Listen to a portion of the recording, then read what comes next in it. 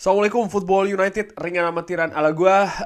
Kali ini gue ingin ngobrolin preview hari Selasa waktu Eropa. Ada 4 pertandingan dari grup C dan juga grup D.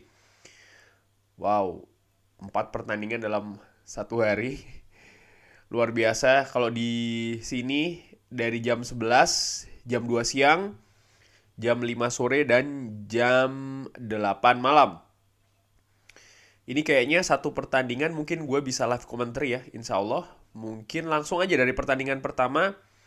Argentina menghadapi Saudi Arabia. Argentina menurut gue salah satu tim favorit juara dunia kali ini. Bersama dengan beberapa tim lainnya ya, nggak banyak, mungkin sekitar 4 atau maksimal 5 bahkan. Tentu saja ada Lionel Messi, ada pemain Manchester United juga Lisandro Martinez. Argentina menurut gue termasuk tim yang kekuatannya merata di semua lini dan juga kedalaman skuadnya cukup baik. Menurut gue secara teknis tim ini luar biasa.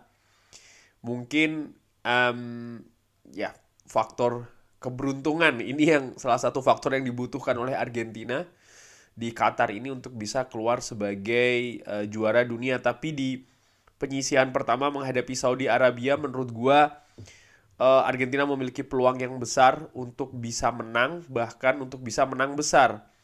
Kalau dilihat bagaimana Argentina ini di beberapa pertandingan terakhir menurut gua sangat luar biasa. Rekor golnya pun juga sangat luar biasa sehingga ketika menghadapi Saudi Arabia yang secara kualitas individu maupun kolektif menurut gua Argentina ini masih satu atau bahkan dua tingkat di atas Saudi Arabia. Walaupun dari sisi Saudi Arabia sendiri gue suka sih dengan pelatih dari Saudi Arabia asal Perancis yang menurut gue memberikan apa ya semacam kayak gaya berbeda dari tim Saudi Arabia. Walaupun sekali lagi gue tidak melihat Saudi Arabia ini ada di kelas Argentina. Jalannya pertandingan bukan tidak mungkin Saudi Arabia akan lebih banyak menumpuk pemain di belakang. Argentina akan lebih menguasai possession. Tinggal bagaimana kreativitas lini depan dan juga ketajaman lini depan dari tim tangguh Argentina. Dan kalau melihat dari pemain yang sekarang menghuni skuad tim nasional, gue pikir Argentina bisa menang bahkan mungkin dengan selisih gol paling tidak 3. Jadi gue berpikir Argentina mungkin bisa menang 3-0 atau bahkan mungkin 4-0. Meksiko Poland. Meksiko langganan peserta Piala Dunia putaran final tentu saja.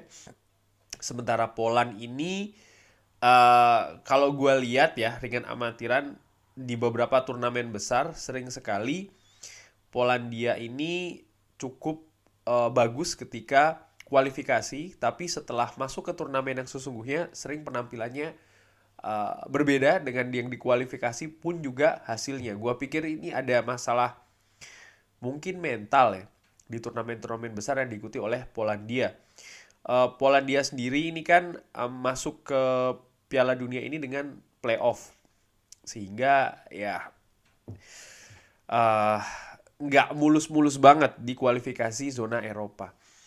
Nah, ngobrolin soal zona Eropa, gue pikir fakta bahwa pemain Polandia ini banyak yang bermain di Liga Eropa, di mana istirahatnya tidak cukup banyak ya, dan beberapa skuadnya sih menurut gue tidak banyak perubahan dibanding dengan turnamen besar yang diikuti oleh Polandia sebelumnya. Ini juga memiliki pengaruh sih menurut gue dengan amatiran.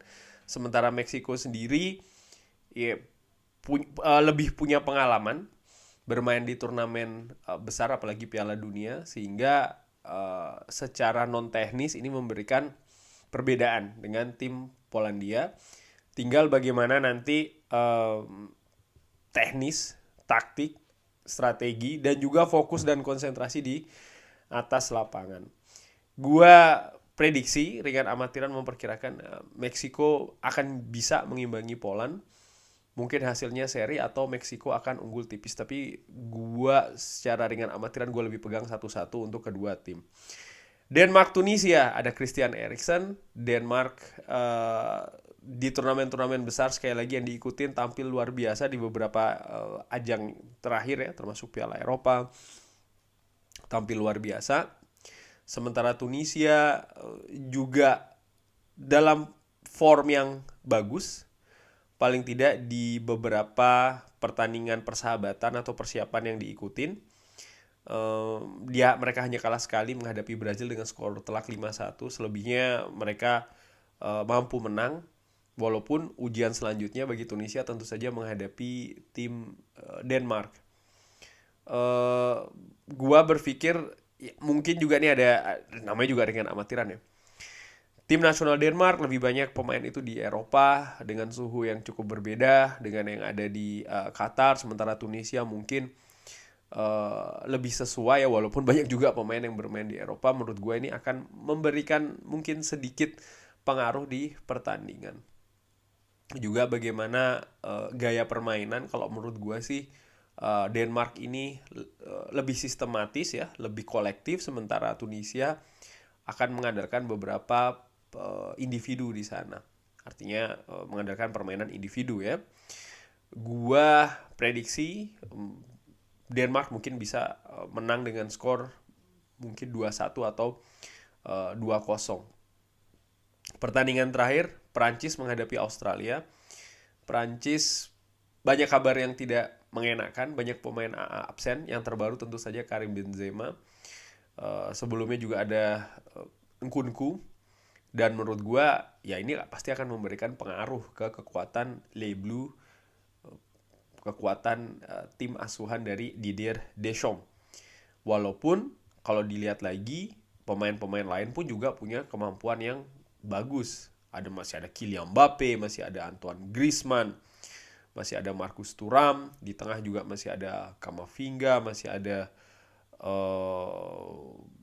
Kingsley Coman, dan lini belakang menurut gue juga menjadi andalan dari Les Bleus di turnamen ini. Menghadapi Australia menurut gue skuadnya bukan skuad yang sebaik turnamen-turnamen besar sebelumnya, tidak sebaik Piala Dunia edisi-edisi sebelumnya, sehingga walaupun Prancis banyak kehilangan pemain andalannya, gua masih mengunggulkan Prancis akan bisa unggul mungkin dengan skor 2-1 atau bahkan 3-1. Kurang lebih demikian. Oh ya, dari 4 pertandingan ini insya Allah akan gua hari Selasa ya. Oke, mungkin bisa 1 gua live commentary. Insya Allah mungkin Argentina, Saudi Arabia gua akan bikin live commentary. Bagaimana menurut Sobat Football United mengenai 4 pertandingan ini? Siapa yang menang, siapa yang kalah, skornya berapa? Drop di kolom komen. Terima kasih sudah menyaksikan. Jangan lupa like, subscribe. Wassalamualaikum warahmatullahi wabarakatuh.